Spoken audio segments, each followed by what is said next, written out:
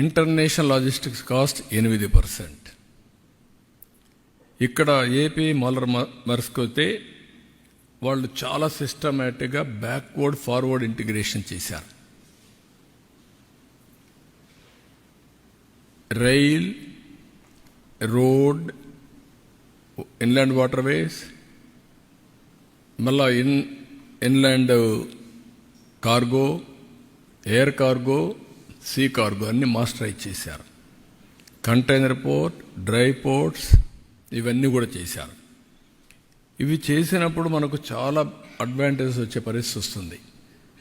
Even DP world అయితే ఒక step ముందుకు పోయి కన్సాలిడేటర్స్ కూడా తయారు చేసి ఎంఎస్ఎంఎల్ తయారు చేసి వాళ్ళ దగ్గర నుంచి ఆల్ టైప్ ఆఫ్ ప్రొడ్యూస్ కొంటున్నారు. Production, it may be industrial production, it may be agriculture production, cold storage, with in the country marketing, global marketing.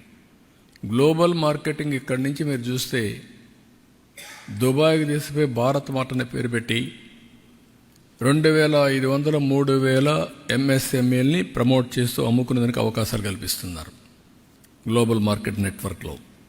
ఇక్కడి నుంచి యూరోప్ కానీ ఆఫ్రికాకు పంపించే పరిస్థితికి వస్తున్నారు. దిస్ ఈజ్ వేర్ మనం తయారు చేసే ప్రోడక్ట్ని గ్లోబల్ స్టాండర్డ్స్లో తయారు చేసి గ్లోబల్ మార్కెట్కి ఇస్తే మల్టిపుల్ ప్రైస్ వస్తుంది. మన ప్రోడక్ట్ని మన ఊరి నుంచి పక్కన టౌన్లో పంపించిన పరిస్థితిలో ఉన్నాం యాజ్ ఆన్ టుడే.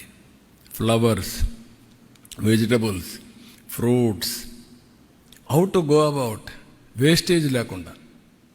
ఇంతవరకు మన దగ్గర టొమాటో ఉంది.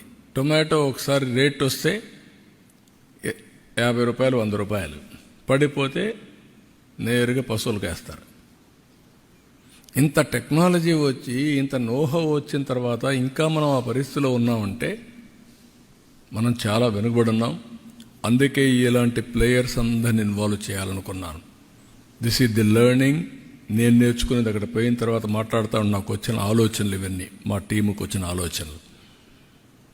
ఇప్పుడు మీకు ఇక్కడ చూసినప్పుడు పెప్సికో ఉంది, యూనిలివర్ ఉంది, వాల్మార్ట్ ఉంది. వీళ్ళు కూడా సోర్సింగ్ చేస్తున్నారు. ఆ సోర్సింగ్ చేసినప్పుడు ఫార్మర్స్, ప్రొడ్యూసర్స్ ఆర్గనైజేషన్స్ పెట్టి గవర్నమెంట్ ఆఫ్ ఇండియా కూడా డబ్బులు ఇస్తున్నారు. ఎంఎస్ఎంఈలు క్రియేట్ చేయొచ్చు. Small micro medium industries create చేస్తే ఆటోమేటిక్ ఎంప్లాయ్మెంట్ వస్తుంది, ప్రోడక్ట్ పర్ఫెక్షన్ వస్తుంది. నేను ఏదైతే విజన్ తయారు చేశానో ఆ విజన్లో ఫిట్టింగ్ చేయడానికి ఇవన్నీ చూస్తున్నాను. ఈరోజు వరల్డ్ ఎకనామిక్ ఫోరం ఉంది. వాళ్ళు మొత్తం క్లీన్ ఎనర్జీని ప్రమోట్ చేస్తున్నారు. వాళ్ళతో మాట్లాడినాక వాళ్ళు ఏంటంటే different countries we are number 1 in green energy, green hydrogen.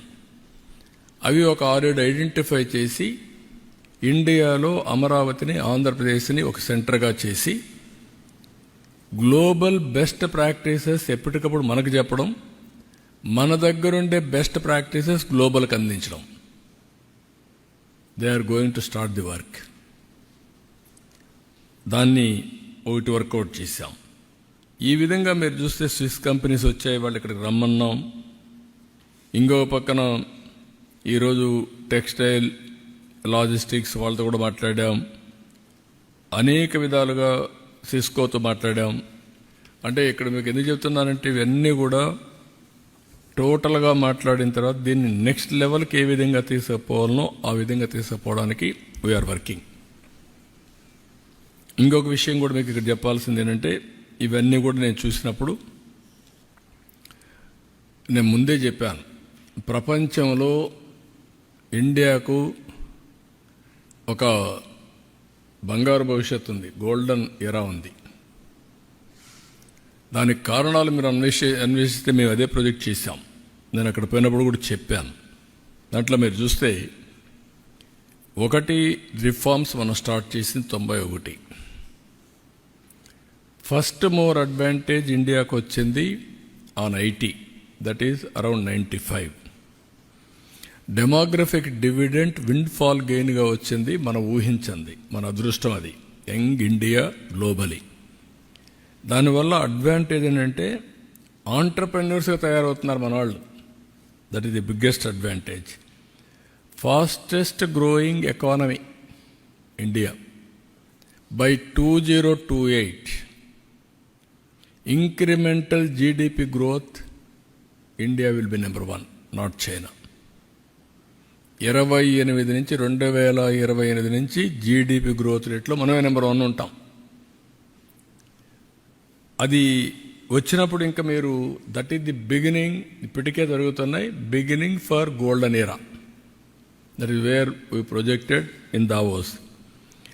దీనికి కారణం ఏంటి? Strong leadership nation level. 11 ఏళ్ళు Narendra Modi, one of the strong leader, acceptable globally, is doing all these things.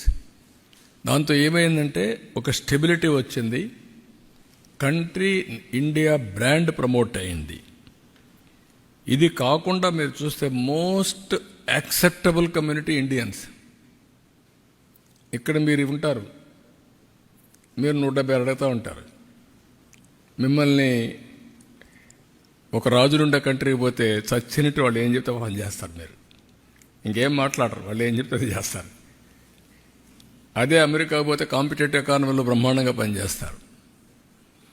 ఏ జాగ్రఫీకైనా, ఏ లీడర్కైనా, ఏ కంట్రీకైనా, ఏ పరిస్థితులకైనా తట్టుకుని నిలబడే వ్యక్తులు ఇండియన్స్. నాకు ఆ బెహ్రెన్ క్రౌన్ ప్రిన్స్ వచ్చాడు, ఒక 7 మెంబర్ డెలిగేషన్తో వచ్చాడు. కూర్చొని మాట్లాడుతూ ఉంటే రియలీ ఐ లైక్ ఇండియన్స్.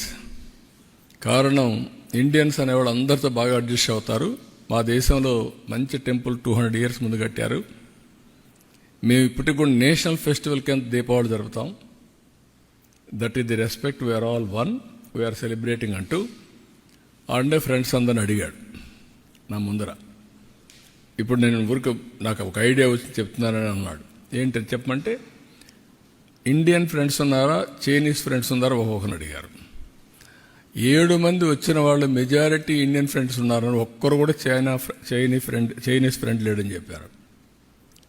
అంటే దీని అర్థం ఏంటంటే Indians are very friendly, they are more acceptable but not Chinese. That is the trust Indians are commanding అని చెప్పి ఎవరిస్తుకు వచ్చాడు. Really I was astonished. That is the sticking factor for Indians globally. మీకు ఇక్కడికి వచ్చినప్పుడు ఇప్పటికి చూస్తే మీరు చాలా వరకు ఎంఓయూలు చేసాం,